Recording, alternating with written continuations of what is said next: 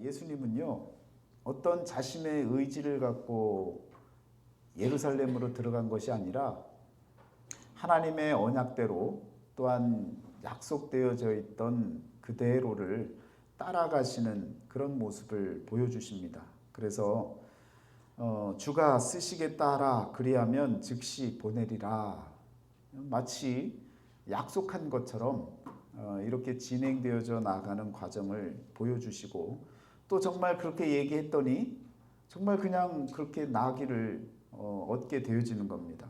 그리고 보니까 또 나와 있는 말씀처럼 이사야서 또 그 스가랴 8장 9절에 나와 있는 말씀들, 이런 말씀들을 지금 5절에서 인용했던 이 말씀들을 그대로 성취시키는 그런 모습들을 나타내십니다. 그래서 예루살렘으로 들어가는 그 자체가 이게 사람의 일이 아니라는 거예요. 우리는 사람이니까 사람의 일로 바라보지만 지금 예수님은 예루살렘으로 들어가는 이 모든 과정 하나하나가 되어져 나가는 그 과정이 말씀에 따라서 움직이고 말씀을 성취시켜 나아가는 그런 모습으로 살아가고 있다라는 겁니다. 그래서 호산나 다윗의 자손이여 찬송하리로다, 주의 이름으로 오시는 이여 가장 높은 곳에서 호산나 하더라. 호산나 호산나 이렇게 외치는 그런 무리들의 모습들을 성경을 통해 보게 되어집니다. 그런데 마지막 절에 보니까요, 10절에는 이는 누구냐? 라고 사람들이 묻잖아요. 그랬더니 무리가 이른 거죠. 만약에 예수님이 본인을 소개했다면 이렇게 얘기를 하지 않았을 텐데, 또 제자들도 마찬가지로 아직은 잘 모르는 상태였습니다. 그런데 무리가 이르되 그냥 그 중에 몇몇 사람들이 나사렛에서 나온 선지자 예수라 라고만 표현을 하고 있습니다. 여러분, 하나님께서 예수님을 통해서 지금 하늘의 일들을 펼쳐나가고 계시는데 땅에 거한 사람들의 눈에는요, 그냥 육신의 예수로밖에는 안 보이는 겁니다.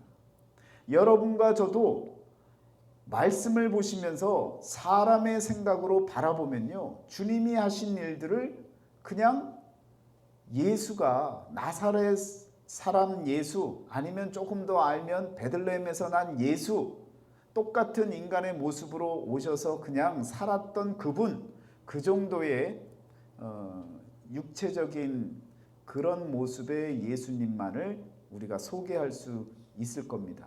그런데 우리가 이제는요, 말씀을 보시면서 그냥 그대로의 이야기에 넘어가지 마시고 그 속에 담겨져 있는 하나님의 귀한 비밀의 말씀들을 여러분과 제가 이제는요, 찾아가셔야 됩니다. 이건요, 모든 성경 말씀은요, 무엇이라고 보시면 되냐면 연애 편지입니다. 연애 편지. 연애할 때 연애 편지를 쓰면요, 점점점까지도 어떻게 봐요? 이게 무슨 뜻일까? 이게 무슨 의미를 여기다가 남겨놨을까?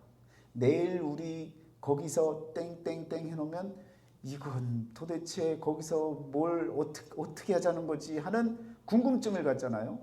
그러니까 하나님의 말씀은 그렇게 보셔야 됩니다. 한 글자도 이 의미가 무엇일까라고 하는 마음을 갖고, 사랑의 마음을 갖고 바라보시면요, 이 글을 쓴 하나님의 마음이 비춰지는 겁니다. 지금 예루살렘으로 들어가는 그 예수님의 모습을 바라보고 나사렛 예수다라고 이야기를 하는데, 지금 나사렛 예수가 들어간 게 아니에요. 우리가 이제 앞으로 살펴보시겠지만 메시아가, 구원자가 되시는 그리스도께서 그곳에 입성하는 장면이 바로 예루살렘 입성이다라는 겁니다. 예수님은요, 태어나셨어요. 탄생하셨고, 그리고 중요한 사건으로는 세례를 받으셨습니다. 그리고 사역을 시작하는데 사역의 첫 번째 사역이 어디냐면 갈릴리였어요. 그리고 다음이 어디냐?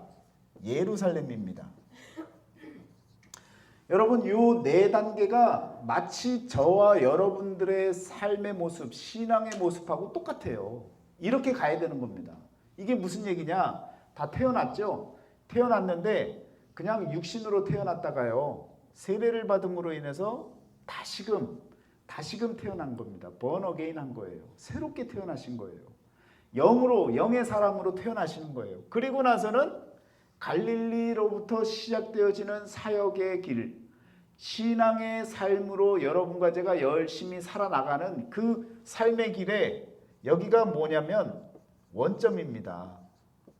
갈릴리라는 말은 원점이에요. 여기부터가 시작인 거예요. 그런데 어디까지 가는 것이냐? 평화의 터전까지, 평강의 터전, 여기까지 가는 겁니다. 모든 성경의 이야기는요, 다 이렇게 갑니다. 태어나서 세례받고 은혜받고 그리고 자신의 삶의 자리에서부터 시작해서 나아가는 길이 어디냐? 바로 여기 평화의 터전에 있는 요 십자가의 자리까지 나아가는 것이 여러분과 저와의 또 성경에 나타나는 모든 인물들의 삶이고요. 예수님께서 우리에게 보여주신 이 삶의 구도가 바로 이렇게 간단히 정리가 되어집니다. 그래서 이제 여러분 주일날 제가 그 누가복음 설교를 하고 있잖아요. 그래서 탄생의 이야기가 나오고 그리고 2장서부터 4장까지는 이런 세례 이야기와 더불어서 예수님이 이제 공생애가 시작되어지고 그 다음부터 갈릴리에서 예루살렘까지의 이 사역의 이야기가 9장까지 갈릴리까지 이 얘기가 나오고 9장 이후로부터는 예루살렘 안에서의 이야기로 그리고 그 안에서의 십자가 이야기로 마무리가 되어집니다. 이것을 여러분들이 머릿속에 두시고 모든 인물들을 다 바라보면요. 여러분 이 예루살렘으로 들어간다라는 얘기는 우리의 종착점과도 같은 그러한 그 상징적인 의미를 갖습니다. 여러분 아브라함이 열심히 하나님께서 가라고 명하신 곳 어딘지를 모르는데 떠나라 해서 떠나셨잖아요. 그래서 열심히 갔습니다. 어디까지 갔어요? 어디에 가서 머물게 됩니까? 가나안에 가서 머물게 되어집니다. 그리고는 어디예요? 모리아 산에서 무슨 일을 하게 됩니까? 놀라운 부활 체험을 여기서 합니다. 자신의 아들을 하나님 앞에 드리라고 해서 드리는데 그 드리는 그 자체가 벌써 이미 죽은 거예요. 죽었는데 죽은 그 아들을 하나님께서 다시 살리는 아브라함아 아브라함아 하면서 다시 살리시는 역사가 이 모리아산에서 일어나는 것 아닙니까? 그러니까 가나안의 이제 이곳에서 기업을 동서남북을 바라보라 다 너에게 다 기업으로 주겠다 하고 말씀하시고 가나안 땅에 머물게 하시고 그곳에서도 모리아산에서 그런 그 부활의 체험을 하게 되어집니다. 그러면 여기가 어디예요? 여기가 바로 예루살렘입니다. 예루살렘에서 이와 같이 여러분 아브라함이 여기까지 들어오고 인생을 마감하게 되는 거죠. 아브라함, 이삭, 그리고 야곱, 그리고 요셉 다 마찬가지입니다. 이 4대 만에 늘 말씀드리지만 400년 동안에 4대 만에 가나안 땅으로 이곳으로 다시 묻히게 되어지는 다시금 예루살렘 안으로 들어오게 되어지는 그러한 역사가 성경의 역사입니다. 왜? 성경은요 우리에게 평화를 주시기를 원하시는 거예요. 평강 속으로 들어오기를 원하시는 거예요. 그 평강의 왕께서 우리에게 평강을 허락해 주시기를 원하시는 겁니다. 그러니까 다른 곳으로 가면 안 돼요. 다른 곳으로 가면 안 되고요. 다 어디를 들어가야 되느냐? 바로 이 가나안 땅에 있는 예루살렘 그곳으로 그곳에서도 어디예요? 죽고 사는 역사가 일어나는 십자가가 있는 이 모리아산이 있는 이곳으로 들어가야 되는 거예요. 예수님께서도 마찬가지로 이곳으로 오신 거죠. 여러분, 그럼 그 다음에 다윗은요. 다윗과 모든 선지자들, 당대의 모든 선지자들 어디로 향해 갔어요? 여기로 갔죠. 여러분, 중요한 그 구절이 하나 있잖아요. 어디입니까? 네, 역대상입니까? 역대상 22장 1절을 한번 보세요. 시작. 다윗이 이르되 이는 여호와의 하나님의 성전이요 이는 이스라엘의 번제물이라 하였더라 라고 하는 이 고백을 하게 되어지죠. 여기가 어느 위치입니까? 자, 여기에서 성경 말씀으로 확인해 볼게요. 역대하 3장 1절을 또 한번 찾아보세요. 솔로몬의 예루살렘 모리아산에 여호와의 전 건축하기를 시작하니 그곳은 전에 여호와께서 그의 아버지 다윗에게 나타나신 곳이요 여부스 사람 오르난의 타작마당에 다윗이 정한 곳이라. 자, 여기에서 답이 다 나오는 거예요. 왜? 아브라함이 모리아산에서 창세기 22장에 나오는 자기의 자식을, 독자를 하나님께 드리는 그 일을 이곳에서 행했는데 다윗이 여기가 어디라 그랬습니까? 하나님의 성전이요 이스라엘의 번제단이라 했던 곳이 여기였어요. 하나님께서 다윗에게 나타나셨던 곳이다 라고 했고, 그리고 솔로몬이 성전을 어디다가 지었어요? 여기다가 지은 거예요. 그러니까 다윗도 마찬가지로 그의 인생이 결국은 어디를 향해 나아가고 있습니까? 예루살렘을 향해 나아가고 있는 거예요. 그리고 그 십자가의 자리를, 그 성전의 자리를 향해서 달려가고 있는 거예요. 그럼 예수님은요? 그 이후에 물론 제2의 스룹바벨 성전이 지어지잖아요. 그 역사 과정을 바벨론에게 끌려가고 그러면서 다시 돌아와서 예루살렘의 성전을 재건하는 이야기가 성경 이야기잖아요. 중간 이야기가 바로 그 얘기입니다. 그리고 나서 예수님이 나오셔서 바로 탄생, 세례, 갈릴리, 예루살렘으로 들어가시고 마지막에 지금 역대하 3장 1절에서 얘기했던 그 자리에서 드디어 십자가를 지시는, 그러니까 성경 전체의 이야기는 어디를 향하고 있어요? 예루살렘을 향하고 있는 거예요. 심지어 예수님께서 이렇게 얘기하시고 또 예루살렘에 모여 있어라, 그곳에서 뭘 받아야 돼요? 성령을 받으라 그랬어요. 성령을 받으면 여러분 이때부터는 어떻게 되는 거예요? 바깥으로 나가는 거예요. 성령을 받으면 바깥으로 나갈 수 있는 거예요. 왜? 예루살렘에 머물라 그랬잖아요. 그래서 왜 머물라 그랬어요? 보혜사 성령을 너희에게, 하나님의 선물을 너희에게 주실 것이다 약속하신 그 성령을 받으라는 거잖아요. 성령 받으면 나갈 수가 있어요. 왜? 이때까지는요 이곳이 피지컬하게 바라볼 수 있는, 물리적으로 바라볼 수 있는 성전은 여기밖에 없었어요. 그런데 성령을 받으면 성령의 전인 줄 알지 못하느냐라는 이 표현이 뭡니까? 우리 안에 성전이 세워지는 거예요. 그러면 이곳에 건물로 세워진 그 예루살렘에 더 이상 머물 이유가 없는 겁니다. 그래서 성령 받은 이후로는 다 어떻게 되는 거예요? 12제자들도 바깥으로 나가서 순교하고 죽죠. 그리고 사도 바울은 이방 선교를 향해 나가죠. 만약에 여기에만 있어야 된다 그러면 나갈 이유가 없는 거예요. 나가면 안 돼요. 다 여기에 모여야 되는 거예요.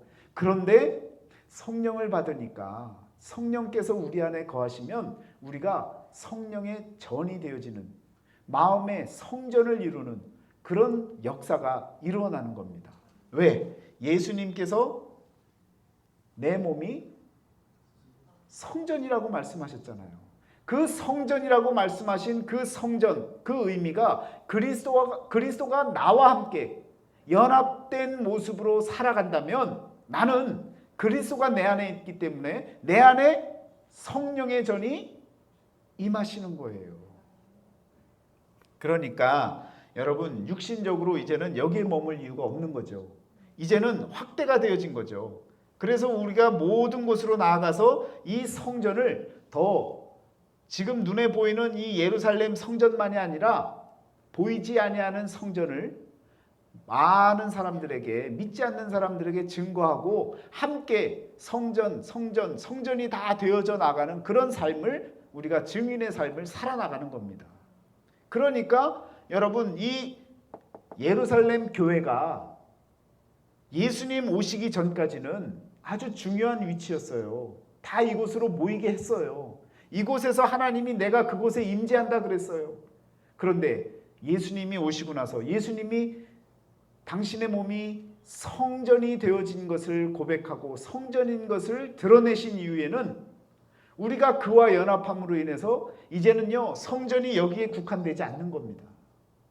그러니까 여러분 이제 21세기가 되어져서 우리가 여기를 성지 순례는 다녀와도요 여기를 우리의 성전이라고만 생각할 이유는 없다는 겁니다. 그런데 유대인들은 예수님을 안 믿잖아요. 선지자 정도로만 여기잖아요. 그러니까 아직 그들에게는 예수님이 오셔서 내가 성전이다 라고 하는, 사흘 만에 다시 일으킬 것이다 라고 하는 그 이야기를 죽었다 깨도 안 믿는 거예요. 그러니까 그들에게 이 성전은요 지금까지도 어떤 곳이에요? 거룩한 전입니다. 이곳은 유대인들이 스스로가 생각할 때 어떻게 해야 되는 곳입니까? 지켜내야 되는 곳이에요. 그래서 중동전이 끝나지 않는 이유는 유대인들의 이 신앙관이 바뀌지 않는 이상은 여기요 육신적으로 들어가서 예배해야 할 그 예루살렘 성전을 지켜내기 위해서는요 끝까지 전쟁을 해야 되는 거예요. 도대체 왜 이스라엘 사람들은 그곳에서 그렇게 예루살렘 성전을 지키려고 할까? 그건 교회 잘 짓고 다른 데다가 하면 안 될까? 예수님을 안 믿기 때문에, 그 존재 자체를 믿지 않기 때문에 지금 그들에게 아직까지 여러분 제3의 성전이 바로 여기서 이루어질 것이라는 것을 믿고 있는 거예요. 그래서 이 성전 문제 때문에 여러분 중동에서의 이 분쟁이 끊이질 않는 겁니다. 그러니까 우리는 기도할 때 어떻게 기도해야 돼요? 전쟁을 멈춰주세요. 이건요 너무 피상적인 기도예요. 너무 마치 몸에 암덩어리가 있는데 바깥에 부스럼 나니까 부스럼 좀 고쳐주세요 하는 기도하고 똑같은 거예요. 암덩어리를 고쳐야 되는 거죠. 그러려면 예수 그리스도를 믿게 해달라고 기도해야 되는 거예요. 예수님이 선포되어지고 예수님이 인정되어지는 그런 신앙이 되어질 수 있도록 우리가 합심해서 기도해야 되는 겁니다. 그러니까 기도도요 말씀을 잘 알아야 바르게 기도하고 정곡을 딱 찔러서 올바른 기도를 할 수 있는 거예요. 그냥 아버지 아시지요 하고 그냥 아버지 들어주세요가 아니라 하나님은요 그래 내가 알기는 다 아는데 너는 뭘 알고 있니? 그럼 저는 모릅니다 하나님 아시지요? 해결해 주세요. 조금 더 성숙한 신앙인의 모습으로 올바르게 구할 수 있는 그런 믿음의 눈이 우리에게 필요한 겁니다. 그러니까 여러분 예루살렘에 들어가는 이것 자체가 결코 사람의 일이 아닌 거예요. 그리고 그냥 쓰여진 이 육신적인 몸의 움직임이 아니라 우리의 영이 사느냐 죽느냐의 문제인 겁니다. 우리도 어디를 향해 나가야 되는 거예요? 예루살렘을 향해 나가야 되는 거예요. 우리의 신앙의 원점에서 예루살렘을 향해서, 예루살렘의 그 무엇을 향해서, 십자가를 향해서 달려나가야 되는 겁니다. 이렇게 예수님 그리고 12제자들 다 이유가 있고 그 다음에 마지막에 계시록에서도 뭐라 그래요? 새 예루살렘이 우리에게 임하신다고, 우리에게 나타나실 것이라고 말씀하시잖아요. 그 새 예루살렘이 바로 하나님의 어린 양 예수 그리스도, 새 예루살렘, 그 정체를 성경에서 이와 같이 이야기를 하고 있는 겁니다.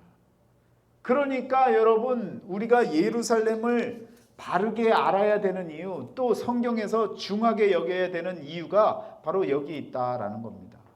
그러니까 예수님께서 예루살렘으로 들어가시는 그 일 자체가 그냥 때가 돼서 들어간 게 아니에요. 우리에게, 우리 인류 전체에게 이와 같은 이야기, 성경에서 가장 중시 여기는 이 예루살렘이 새롭게 다시금 재창조되어지는, 이제는 건물이 아니라 우리의 몸 자체가 그리스도와 함께 연합되어질 때 우리의 몸이 거룩한 성령의 전이 되어지는, 성전이 되어지는 삶을 우리 하나님이 원하시고 계신다는 것입니다. 왜 이와 같이 하셔야겠어요? 여러분, 예루살렘 지역이 엄청 크고, 그리고 우리 사람들이 진짜 지금 모양보다 더 작아서 다 같이 그곳에 들어가서 예배 다 드릴 수 있으면 예수님이 오셔서 이같이 안 하셨을 거예요. 그런데 지금 이 지구상의 인구가 몇 명입니까? 70억이 넘고 이제 80억, 90억, 100억으로 갈 거예요. 그 많은 인구가 예루살렘 절기 때마다 모이는 인원이 30만 명이면 넘칩니다. 예루살렘 그 성전 주변까지 해서요. 그러니까 30만 명이면 넘치는데 우리나라만 해도 몇 명이에요? 미국만 해도 몇 명이에요? 도대체 예루살렘으로 갈 수 있어요, 없어요? 그러니까 하나님의 지혜는 놀라운 겁니다. 이렇게 될 줄 아셨던 거죠. 그러니까 이곳에 다 모여서 예배 드리는 거는요, 옛날 얘기예요. 예수님 오시기 전까지 유대인을 먼저 택하시고 그들에게는 가능했던 일이라면 그 이후에는 불가능한 일이에요. 이방인들까지 어떻게 여기 다 들어갑니까? 차곡차곡 뿌역뿌역 쌓아 넣어도 안 돼요. 압사당해요. 그러니까 이제는 개인에게 하나님의 성전이, 거룩한 평강이 우리들에게 임하는 그런 방법으로 하나님이 바꿔주신 거죠. 그 얼마나 하나님의 지혜가 크고 놀랍습니까? 자, 그러면 여러분, 예루살렘으로 이렇게 들어가는 예루살렘 입성이 어떤 사인이 있었을 것 아닙니까? 하나님의 일이라고 하는 사인이 있었을 것 아니에요? 그 사인이 뭡니까? 제가 설교 시간에도 말씀드렸는데 우리는 늘 망각의 은혜가 충만해서 다 잊어버리고 컴퓨터로 얘기하면 리셋을 그렇게 잘 시켜요. 아니 심지어 팩토리 리셋이라고, 아니 아무것도 없는, 그냥 아무것도 없는 비어있는 상태로 비우기도 잘 하시죠. 여러분, 예수님께서 이렇게 들어가시게 되는 그 사인이 어디 있느냐면 마태복음의 21장에 지금 이 이야기가 나오잖아요. 마태복음 16장에 중요한 고백이 나오잖아요. 16장 16절. 베드로의 신앙 고백이 바로 그것입니다. 베드로의 신앙 고백이 여러분 하늘의 사인이에요. 하나님께서 내려주신 사인이라고요. 왜? 보세요. 16장에 보시면 뭐라고 나옵니까? 시대의 표적을 분별할 수 없느냐라고 하면서 예수님께서 4절에 보면 요나의 표적밖에 보여줄 표적이 없느니라 라고 말씀하시잖아요. 이 이야기가 있고 나서, 그리고 나서 나중에 13절 이하에 보면 베드로가 예수님을 그리스도라고 이제 고백을 하게 되어집니다. 그런데 이건 베드로가 한 고백이 아니죠. 주는 그리스도시요 살아계신 하나님의 아들이시니다 라고 했더니 예수님께서 17절에 이렇게 얘기하시는 거예요. 이를 내게 알게 하니는 혈육이 아니요 하늘에 계신 내 아버지시니라. 아버지께서 이 고백을 알게 하셨기 때문에 이 고백을 하게 된 건 누가 보내준 사인이에요? 하나님의 사인인 거예요. 그런데 그 사인 이전에 무슨 이야기를 했습니까? 시대의 표적을 보여달라 그랬더니 요나의 표적밖에는 없다 그랬어요. 그 표적을 이제 보여줘야 되겠는데 하나님께서 사인을 주신 거죠. 하나님께서 말씀하시는 일을 베드로를 통해서 처음으로 드러내신 겁니다. 그러니까 하늘의 사인을 보고 이와 같이 예수님께서 움직이게 되어지는 겁니다. 그래서 그때야 비로소 들어가게 되어지는데 여러분 참 이렇게 만들 수도 없어요. 이런 스토리를 성경의 스토리를 아무리 짜고 아무리 잘 만든다 그래도 이렇게 만들 수는 없는 거예요. 무슨 얘기냐? 표적을 보여달라고 했더니 요나의 표적밖에 없는데 요나는 어떤 표적이에요? 물속에 들어갔다가 죽었다가 다시 사는 부활의 표적이잖아요. 그러니까 그 표적을 이제는 보여줘야 될 때가 됐는데 하나님께서 사인을 보여주신 거죠. 그리고는 예루살렘으로 들어가는데 그때가 언제예요? 그때가 6월절입니다. 6월절에 어디를 들어갔어요? 예루살렘으로 들어가는 거예요. 여러분 6월절부터 우리가 여호와의 절기를 배웠잖아요. 6월절부터 다시 생각해 보면 무교절 있고요. 그 다음에는 초실절이 있고요. 그 다음에는 오순절이 있고요. 그리고 뭐가 있습니까? 나팔절이 있고요. 그리고 대속제일이 있고요. 그리고 초막절이 있습니다. 장막절이요. 이렇게 하나, 둘, 셋, 넷, 다섯, 여섯, 일곱 개가 돼요. 그런데 구약에서 이 6월절을 지키게 하는 때가 언제였냐면 출애굽 때였어요. 그렇죠? 출애굽 때였단 말입니다. 요때 이 6월절을 먼저 지키라고 하고 그리고 나서 진짜 지켰더니 사건이 일어나는 거죠. 그 기념을 하고 사건이 일어난 거예요. 이건 하나님의 방법입니다. 사람은요, 사건이 일어나고 그걸 기념해요. 여러분의 생일을 태어나고 나서 생일이 나오는 거지 생일을 만들어 놓고 그날에 태어나도록 요즘은 좀 그러긴 하죠. 제왕절개하고 날짜 맞춰서 좀 그런 일이 없잖아 있네요. 그거 비유로 들면 이제 안 되겠네요. 하나님의 역사는 기념을 하고 그리고 사건을 진짜 일으키셨습니다.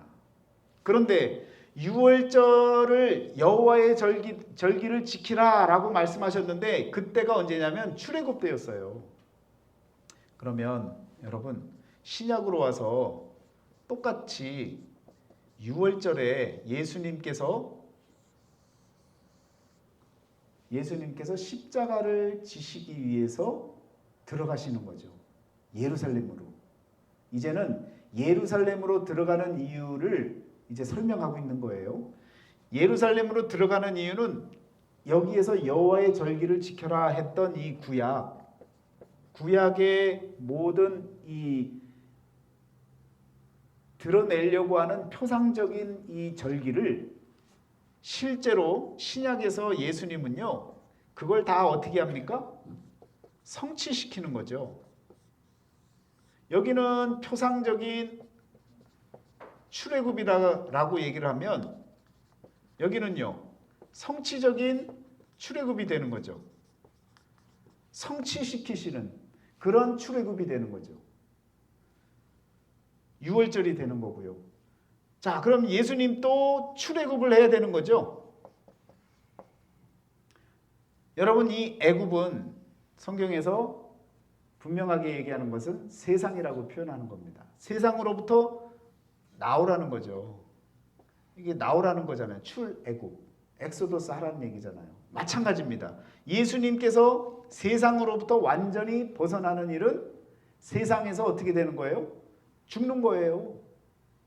그래서 이 출애굽이 늘 말씀드렸지만 누가복음에서 말씀했던 것처럼 이 출애굽을 예수님께서 별세하신다는 표현을 써서 별세한다는 이야기를 쓰는데 그 별세의 의미를 출애굽 엑소더스라는 의미로 쓰고 있다고요.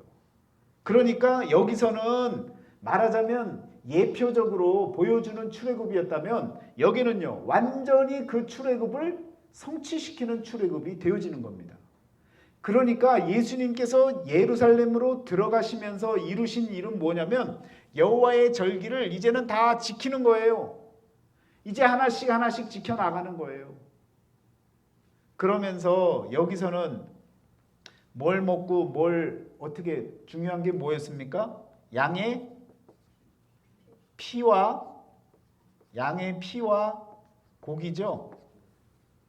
이 두 가지를 갖고 먹고 또 바르고 그랬잖아요.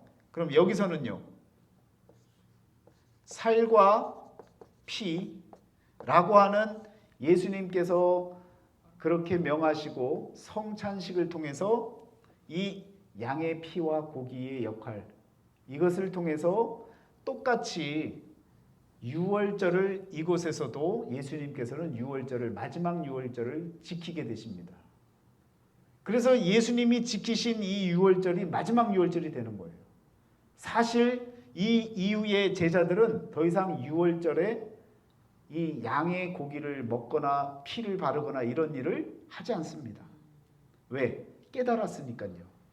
마지막 유월절을 이루시면서 성찬 예식을 통해서 이제는 살과 피를 여러분 포도주와 빵으로 그렇게 표현하면서 예수님의 살과 피를 먹는 그리스도의 죽으심을 기념하는 그것을 유월절에 예루살렘에 들어가시면서 행하신 겁니다. 이 이후의 거는 차근차근히 다 이루어지는 내용들을 또 여러분들 말씀도 들으셨었고 또 이후에 또 이야기가 나오겠지만 지금 중요한 것은요. 유월절에 이와 같이 진행이 되어지고 있었다라는 겁니다. 그러면요.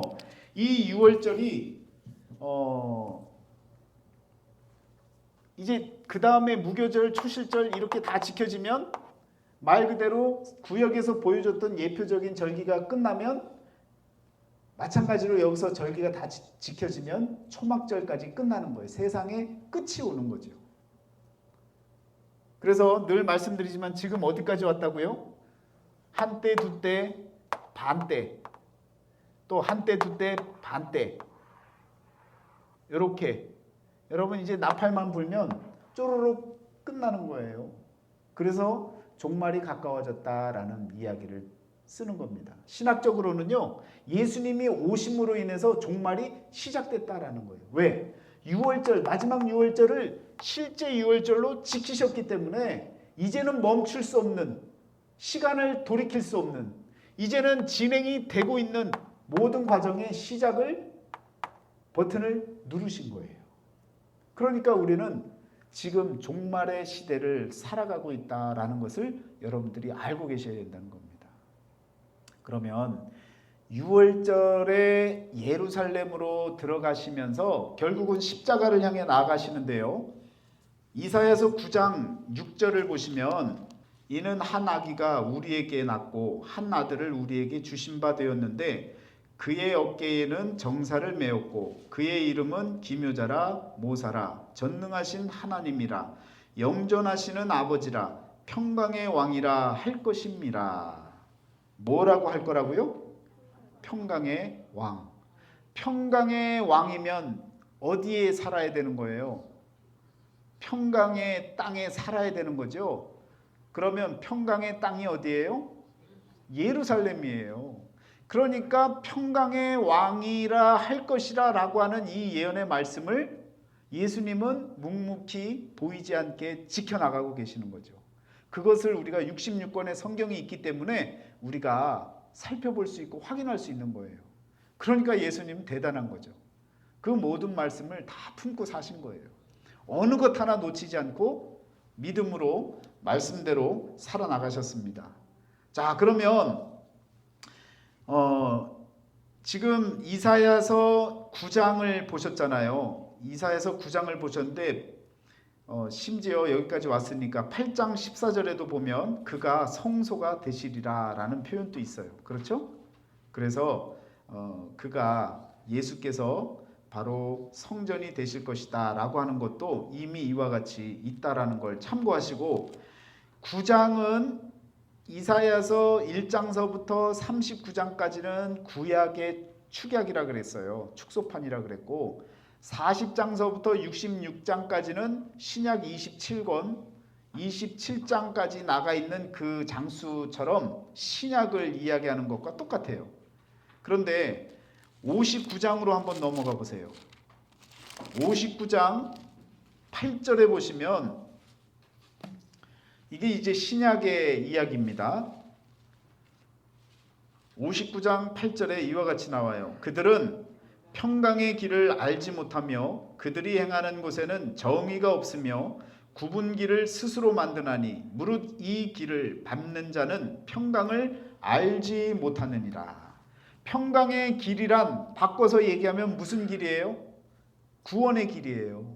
평강이 우리에게 임하는 것은 주님이 우리에게 임하시는 거예요. 그리스도가 우리 안에 임하시는 거예요. 그러니까 구원의 길은 평강의 길이 되어지는 거죠. 그런데 그 평강의 길을 사람들이 알아요, 몰라요? 몰라요. 몰라서 일어나는 이 일들을 얘기하잖아요. 정의가 없어요. 지금 이 땅에 정의가 살아 있습니까? 정의라고 하는 게 너무 많아서 문제죠. 다 각자가 다 정의를 부르짖고 외치고 있습니다. 그러니까 하나님의 정의가 없어져 버렸어요. 굽은 길을 스스로 만들고 있어요. 올바른 길이 아니라 자기 길로 다 꺾어서 자기만의 삶을 살아갑니다. 또 하나님을 두려워하는 게 없어요. 여러분 정말 하나님을 두려워하며 산다면 이 세상 이렇게 크리스찬들이요 이렇게 살 수 없어요. 두렵고 떨리는 마음으로 살 수밖에 없는데 여러분 막 살잖아요. 여러분 제가 죄송스러운 말씀이지만 한번 큰 일을 당해보면요 정말 귀한 게 뭔지가 눈에 들어와요. 아무리 백날 이야기를 하는 것보다 한번 체험하면 야 목숨이라는 게 생명이라는 게 이런 거구나. 그런 귀함이 또 하나님께서 그 위대하심이 하나님 앞에 어떻게 살아야 할지 이런 마음가짐이 생겨나는 거예요. 여러분 정말 그걸 꼭 내가 꼭 확인해 보고 싶어 하고 확인하시겠습니까? 그럴 필요 없잖아요. 우리 하나님 앞에서 두려워하지 않을 만큼 정말 하나님 앞에 정직하고 하나님 앞에 진실되게 살아나갈 수 있는 그런 믿음의 사람이 되어지시면 되는 거죠. 왜 두려워집니까? 세상 말로 캥기는 게 있는 거예요. 감추고 싶은 게 있는 거예요. 뭔가 드러날 게 있는 거예요. 그러니까 두려운 거죠. 아담과 하와가 왜 하나님이 아담아 아담아 할 때 왜 두려워했습니까? 벌거벗은 몸이 보일까 봐, 또 잘못한 일이 드러날까 봐, 하나님이 보셨을까 봐 숨는 것 아닙니까? 하나님 앞에 저와 여러분들이 진실되게 살아야 됩니다. 하나님을 정말 두려워하는 존재가 되어져야 되는 겁니다. 하나님을 두려워하는데 말을 함부로 해요? 행동을 함부로 해요? 아무 서원이나 막 다 해요? 안 그래요. 하나님 앞에 우리가 정말 믿음으로 살며 말씀 앞에서 정직한 모습으로 살아갈 때야 비로소 이 두려움이라고 하는 이 표현이요 두 가지 의미가 있어요. 하나는 진짜 두려운 fear이라고 하는 의미가 있어요. 또 하나는 두려워한다라는 의미를 성경에서는 respect한다라는 의미로 써요. 하나님을 드높이는 그런 두려움이 있고요. 하나는 정말 숨고 싶어서 두려워하는 그런 두려움이 있다고요. 우리가 정말 하나님 앞에 진실되게 사셔야 됩니다. 그래야 이 의미가 구약에서 일어나고 신약에서 펼쳐지고 또 예루살렘으로 들어가는 이 영적 의미가 우리에게 상관이 있는 거지요. 하나님이 두려운 존재가 아니면, 하나님 앞에서 두려움이 없는 그런 인생을 산다면 여러분 이 시간에 이 자리에 있을 이유가 없는 거죠. 막 살아야죠. 한 시간이 부족하죠. 내 마음대로 살아야 되는데 왜 눌리고 왜 구속되는 그런 생활을 살겠습니까? 우리는 하나님을 두려워하는, 그렇지만 그 두려움이 하나님을 존경하는 마음으로 바뀌어지는, 하나님을 드높이는 자로서의 삶으로 바뀌어지는 인생이 되어지실 줄 믿습니다.